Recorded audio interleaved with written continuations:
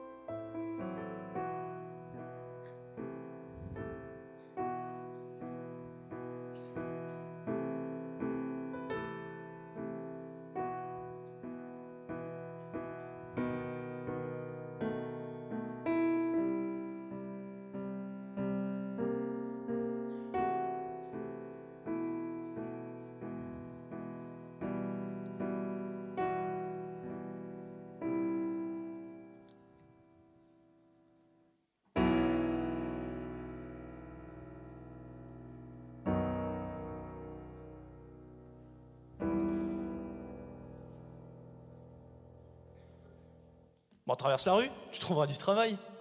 Très drôle. Ah, c'est bon. Les stéréotypes sont la première cause de mortalité dans le monde. C'est vrai? Mais non, bien sûr que non. Putain, t'es bête. Euh, non mais sincèrement, je m'en fais pas pour toi, tu vas vite retrouver du travail. Mais comment? Dis-moi. Bah, c'est simple, t'es un homme blanc, jeune, plutôt beau gosse.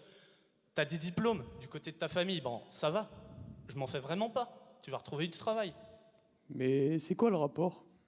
Bah, simplement, si t'étais une femme, en plus noire, à quoi, c'est vrai, ce serait beaucoup plus compliqué, tu trouves pas? Je suis d'accord avec toi, mais il faut que ça change. Écoute, je vais te raconter une histoire. C'est l'histoire d'un homme, d'un certain âge, qui avait pour habitude d'aller se promener dans les bois magiques non loin de chez lui, afin de se rappeler ses années de bonheur et de jeunesse. Cependant, un jour il s'y perdit. Il s'enfonça encore et encore, sans jamais se retourner. Non, il ne voulait pas, car des ombres et des figures grotesques le poursuivaient.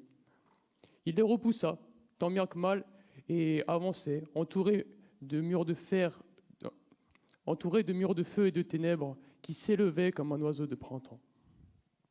Quand tout à coup apparut un immense trône de fer reposant le doux fessier de la mort qui allait lui écraser la tête de sa main fine et inquiétante. Ma mère me dit alors, avant une longue nuit de cauchemar, que cette personne représentait tous les hommes qui ne jurent que par des préjugés.